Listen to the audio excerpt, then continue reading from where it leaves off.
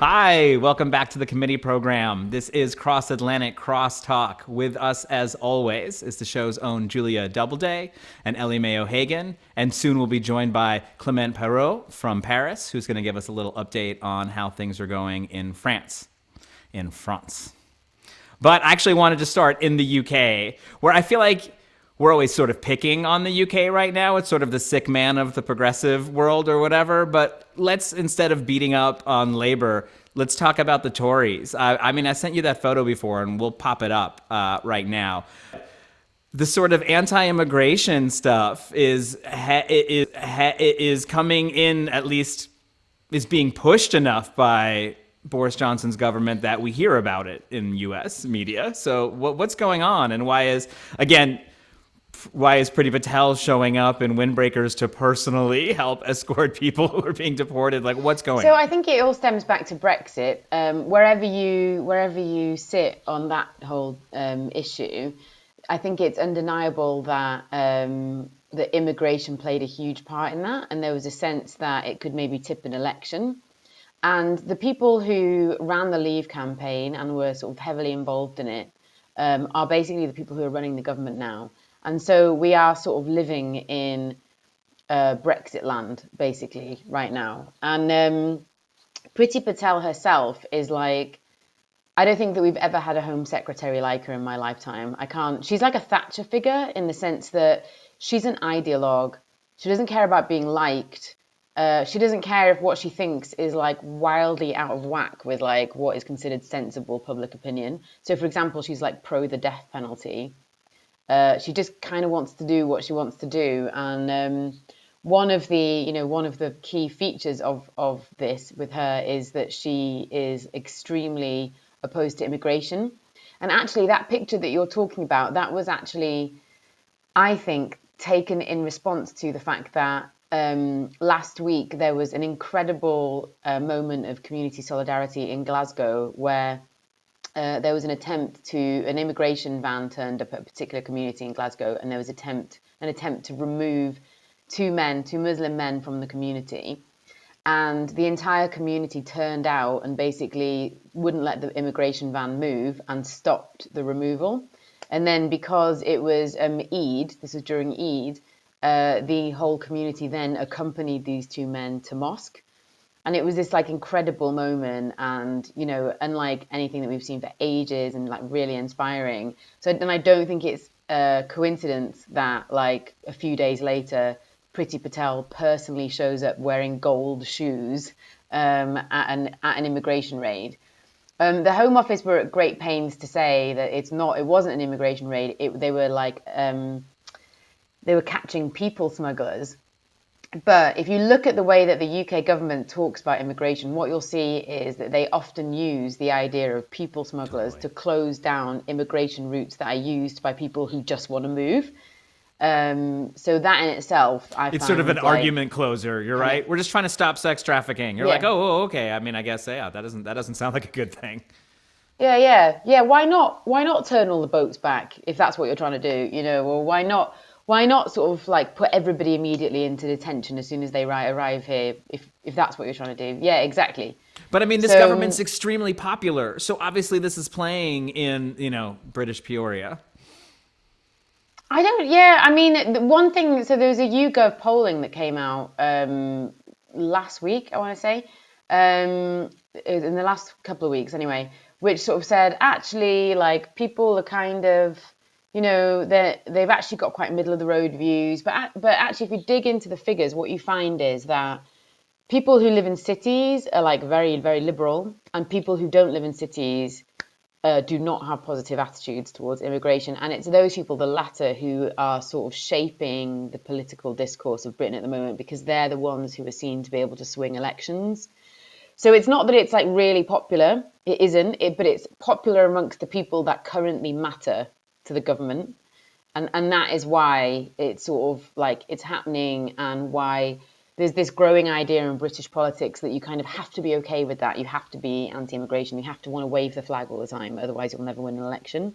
It's because the people who currently decide elections are the people who it is thought value, that kind of thing, above everything else. And it's sort of a horrible self-fulfilling prophecy, kind of, looking for racism in certain places among certain classes. You're always going to be able to surface those stories in the media, especially in America. I will say the media just lap that stuff up. Yeah, if you go to a community and you ask somebody, like, what do you think about immigrants? They'll talk about immigrants, right? Like, and then you'll say, oh, they really care about immigrants. But they have like 30 things that they care about, way more that happened that day. Yeah, exactly. Yeah, and so yeah, I think that's a problem. And I also think that,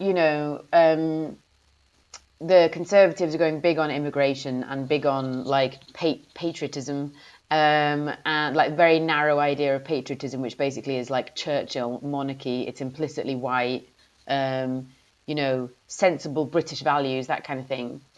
And instead of like offering an alternative to that, the Labour Party, because it's scared basically, and also is going after the same group of voters, is affirming all of that. And what that is doing is creating a national consensus. And I think what's happened at the moment is like Labour has backed itself into a corner, because in like validating all of these ideas, it's created a consensus and now doesn't know what to do. So I think it'll be up to us, like as in the left, the people coming together. As always, it's up to the people coming together.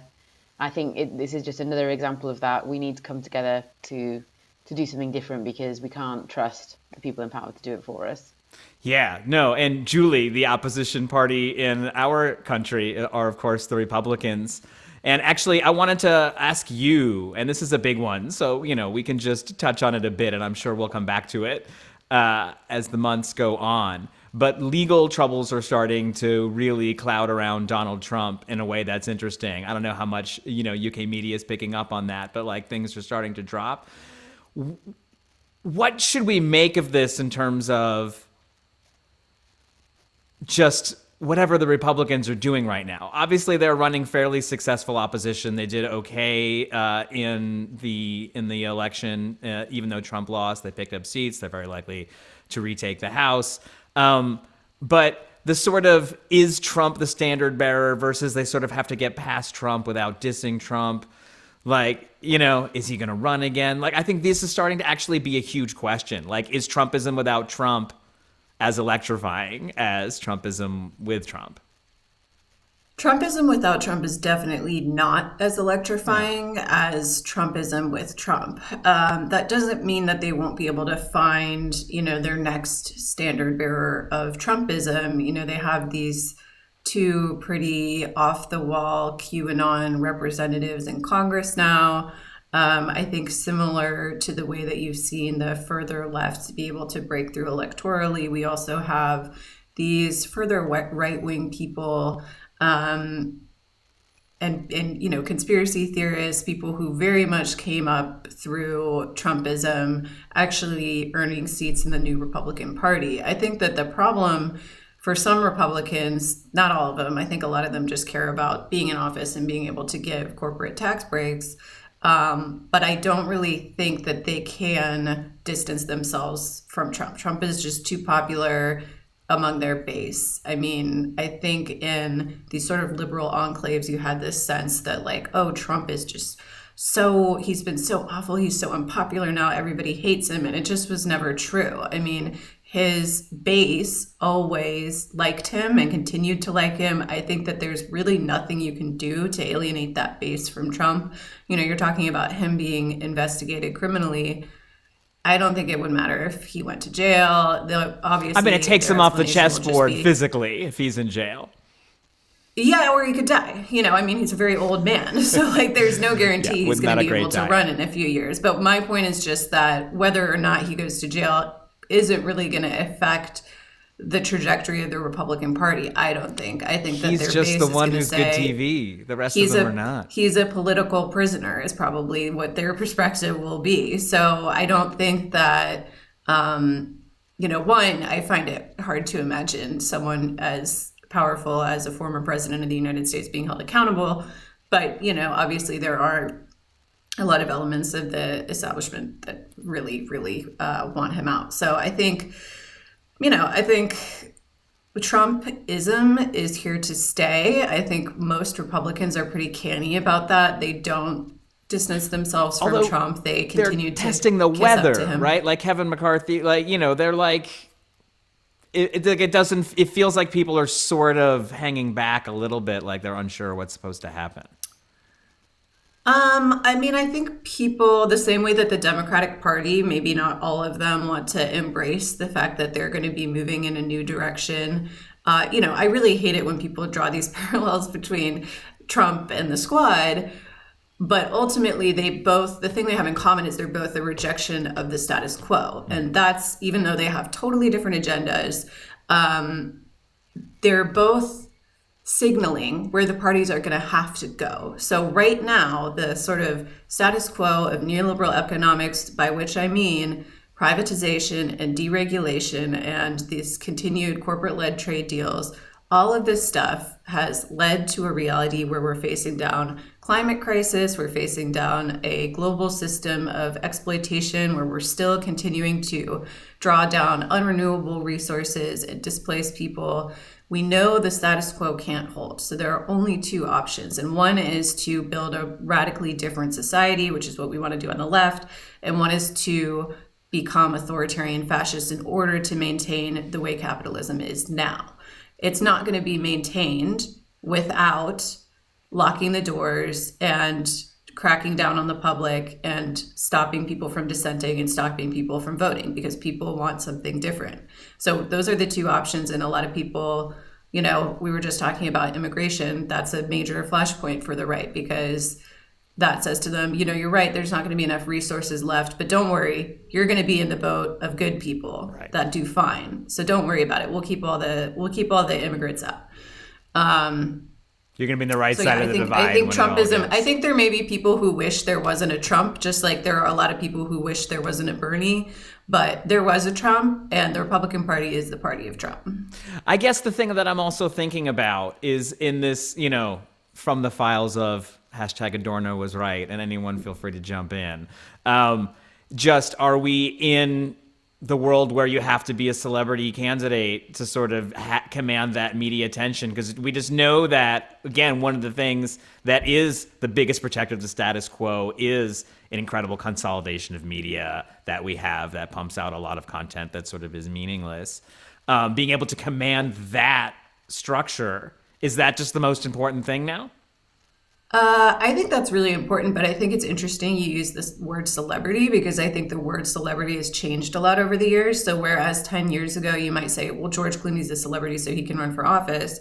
To be a celebrity now really just means having a large following of other people. You can be a YouTube celebrity, you can be a TikTok celebrity, and that's democratized access to the concept of celebrity. Most celebrities, if you go back and look, in the last 100 years, people who got famous through these very narrow paths to being, some sort of public figure, they come from rich backgrounds. They're usually people who are the kid of someone else who is a celebrity. Nowadays, most people who end up having a large platform, people like AOC, she was able to become a quote unquote celebrity, through organizing and then through the democratic power of social media. And that's why I think social media is just really game changing in this way that people underestimate. So I think if you're coming onto the scene and you have fresh ideas and you're an organizer, there's not a reason you can't get involved. There's not a reason that you can't start to wield more political power than you would have had access to back in the day, which is also, it's a separate story, but I think that's also why the press and the political establishment are just absolutely cuckoo bananas about hating social media. They hate it so much. The obvious place to take us is to talk about Tia Pikachu winning in the Constitutional Convention in Chile. But yes, that's the obvious place to take this conversation. But instead, I do want to welcome our guest, Clément Pairot, live from Paris, I believe. Or are you still in rural somewhere? Live from rural south of France. Sounds idyllic. South of France is someplace to a run. The rest of us, it sounds pretty good. It was someplace where when we talked, his internet wasn't great. That's like what I remember. The signal strength is mostly what I remember. But we know you from the Bernie campaign. You know, I think you are probably the ambassador of kind of Bernie-esque organizing technique to the people of France. And so you're the best person, I think, possible to introduce the political landscape to folks because, again, we're largely talking to a lot of folks from America, and I want to definitely give you a chance to talk before Ellie has to leave, which is really soon, so that she can maybe even get a chance to respond to what you say. But I think what bleeds through to us is there's a Bernie-esque grumpy old man character named Mélenchon who seems to be sort of incorruptible and grumpy, and we like that. And there's Le Pen, who is, you know, the perennial boogie woman of fascism who always polls well in the beginning and then sort of fades in the back. And then there's Macron, who, you know, just for us on the left is the analog of everything we hate about centrist Democrats, who, as you know, as people on the left, the people who are just to the right of you are the ones you hate the most. Yes, well, So tell us, I don't fill have in the anything blanks. to add. Yeah, fill in the The blanks. presentation of the characters is pretty good. You have an election coming up. Yes, so it's an intense year coming because we are 1 year from the presidential election, and right now the polls say that the second term, because it's a two round election, and the second round is just with the two finishers, and the two finishers would be Macron versus Le Pen, and she would score much higher than 5 years ago, and there are a real risk that she wins. This situation is terrible for many aspects. First, because it's just the repetition of the non-choice of 4 years ago, and second of all, because Emmanuel Macron has shifted a lot since his election to the right, regarding human rights, regarding his relationship with the police and the urban violence, which happens during just casual demonstrations. And he has also lost a lot of the hope wind that carried his campaign 4 years ago. He's really identified as a right-wing person now, and actually he is trying to avoid as much as possible candidates from the right to run, because this is where his base is. But he's lucky because the left wing of the political chest is totally divided. We are facing a situation which is quite similar as 4 years ago for the previous presidential election, because Mélenchon is by himself, and it seems that no one on the left like him enough to go and support him as candidate. I mean, on the left, in the wannabe candidates, because he has gathered the support of 300,000 people to support his candidacy. And there are options and scenarios to try to make that the left and the Green find a way to talk and to build a common platform and to have a common candidate to prevent the defeat, which would be a tremendous loss for social and environmental issues. And this process is named the popular primary. It has just been launched, and it would happen in autumn, this autumn in October. What is interesting with that primary, just to be short, is that they are going to take a very innovative way of vote, which is majority judgment. I don't know if you know that in the US, it's a kind of ranking choice.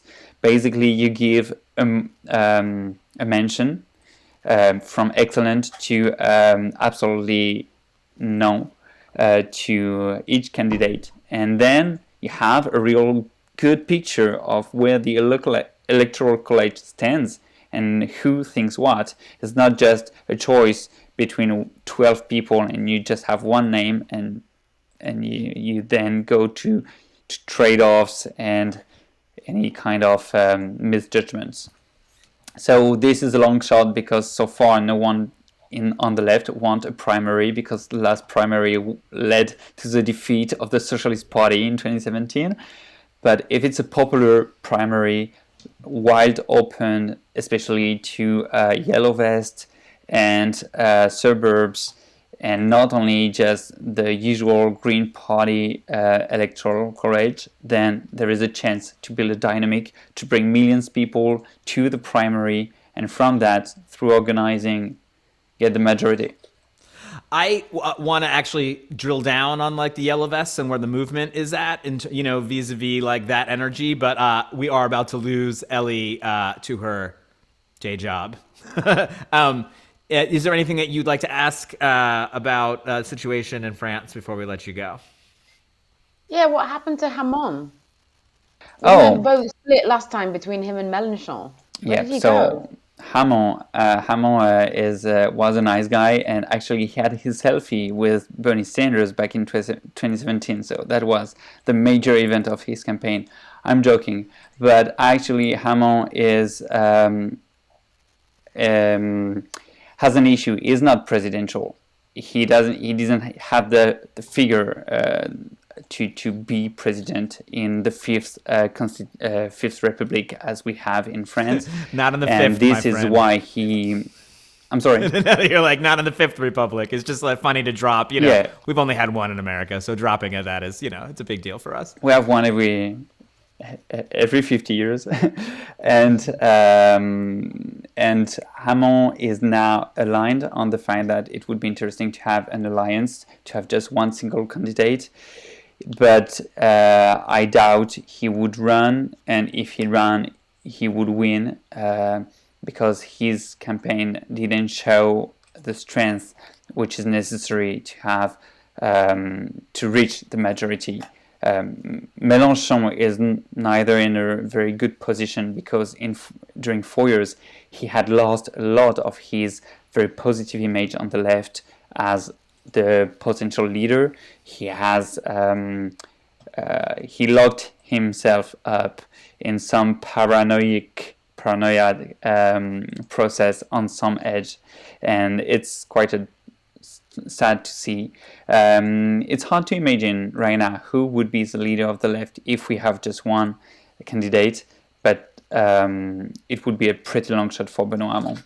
In interest of transparencies for our audience, because we are people who also do things, I have written up a plan for one of the Green candidates who's running.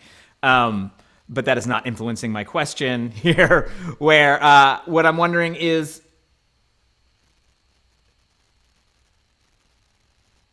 it's a question. I mean, I was wondering all across the board. It's like whether it's Corbyn 2019 or Bernie 2020, it's like sort of running these re-elects where you didn't win the first time doesn't ever seem to be the thing. And is that maybe some of the problem with revolving our campaigns around people generally? It's like it's never going to feel. We all know the feeling. We've all worked on campaigns where we've had the feeling.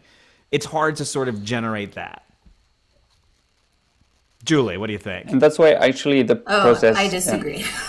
Yeah, no, please. I agree. It's a shame that I'm going in a minute because we could have a debate now, but I agree. I think that you get one shot. Yeah. And then you've got to move on. I disagree because I think the energy on Bernie 2020 ended up being so fantastic that a lot of people and they did a great job. They did who didn't think that he could win ended up getting on that bandwagon. I think that a lot of people were converted over to the energy of 2020, and ultimately we know what brought him down, which was I don't remember who said it, but like the Voltron of losers that came together to yeah, totally. endorse It's Biden. a good line. Yeah. Like, there's no other way they could have beat him. And we're going up against the establishment. It's always a asymmetric war. There's never a guarantee of winning. I think he was the best candidate we could have run at that juncture. Very fortunately, AOC is going to turn 35 right under the deadline to run next time, so I'm going to get ready for that. I don't know. I do think there's something about the moment. Like, I think Elizabeth Warren would have been the president had she run in 2016, probably. I think Obama would definitely not have won had he not run in 2008. Like, he had to, I think that's a there's a lot of factors. I mean, Warren never would have gone up against Clinton, which is also why she couldn't end up winning, because she refused to challenge the establishment. Yeah, when it we was tried to important draft do her, it so. didn't work. Yeah. But I do think if she had run, she could have been the person to sort of seize that moment a little more. But she definitely, I mean, you're right. She definitely missed her. Like when she ran running again, I was kind of like, no, moved. man, I know you feel bad, but like that was the thing back there. You missed it. Then I don't know if there is rules like on a global scale. I know there are really cultures on that, and in the US you don't have that many time people who run twice and lose and then win. But in France, François Mitterrand and Jacques Chirac, two major presidents of the Fifth Republic, ran 3 times and just won the last one and then got re-elected. So they finally actually ran 4 times. And that is something that you said. No, it's true. That's true. He wasn't always running for mayor, though. He was running for a lot of different things. But everyone, as I'm working in France, actually says the same thing. Where we're talking before about like sort of celebrity versus social clout. It's like, oh, let's do this fun thing, and they're like, no fun things. No one in France likes fun things. We like our people to be like statespeople, not fun. And then literally yesterday, you sent me something from a candidate and you were like, look at this fun thing. This is like, no, you didn't say that. You were like, look at this. I was like, oh, that's great. And you were like, this is not great. Like this is the opposite of great. Like, what are you saying? And so there is a culture. I mean, we all try to trot our things out globally, but there is, you think, a very specific kind of cultural want for a specific kind of leader of the... Yeah, it's something I don't totally agree with on Macron, but he used to say French people miss their king and they want a king, which is their president. And it's actually the posture he tried to incarnate at the beginning of his mandate. Pretending to be Jupiter. Oh yeah, I remember that. Yeah. I remember him saying And that. there is something about the Tories that way, right? Like they like posturing as your betters. Like, we're your betters and that's why you vote for us. You're supposed to vote for your betters. David Cameron's uncle famously said, if you ask the working classes, they would prefer to be ruled by a duke. So there's definitely this, and I think that was what made Keir Starmer very attractive, is that he's like a knight of the realm. There's definitely this thing of like establishment equals ultimate validation of authority. Yeah, we don't do that even in America. Although, Julie, I know that you sort of, especially when it comes to like academic credentials and stuff, as a person in DC, sort of try to push back against our elite status symbols.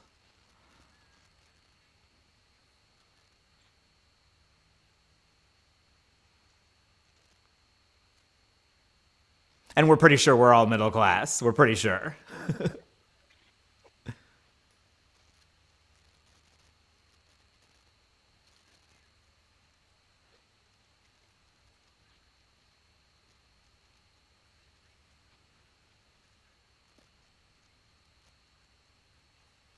Anything you want. You can be whatever you need. Yeah.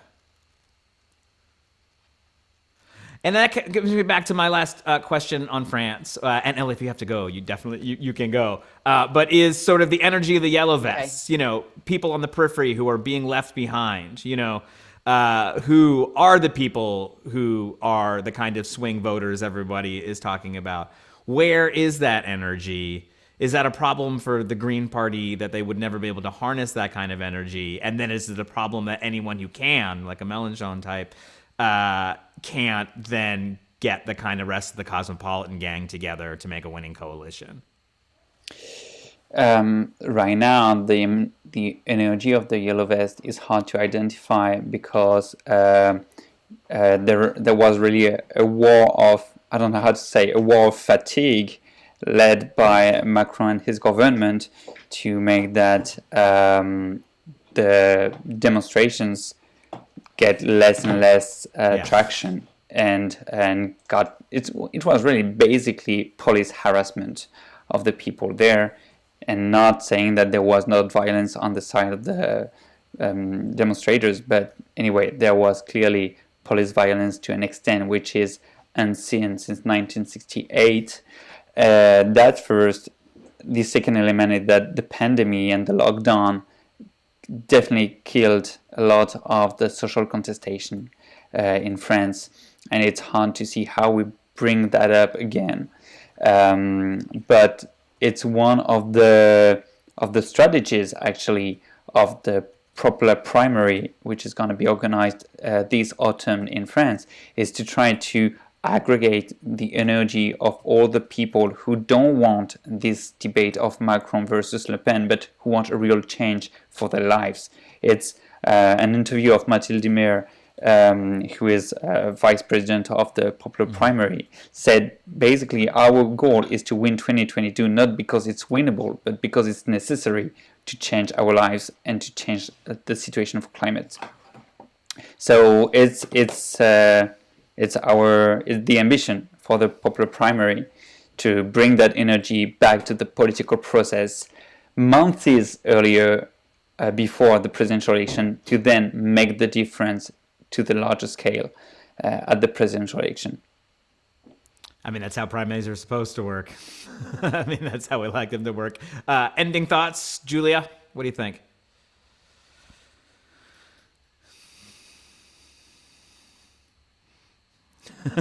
No, just closing thoughts as we are bantering our thoughts across the ocean.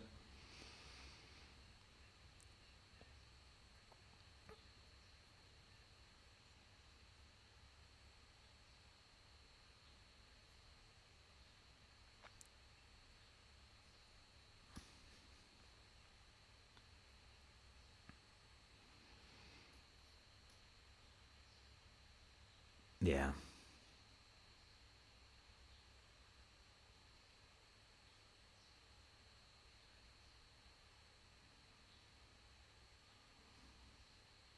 Thank you. Yeah, and we're really interested in how the progressive primary goes, so we'll definitely follow back up with you on that, or folks from the organization that you can hook us with.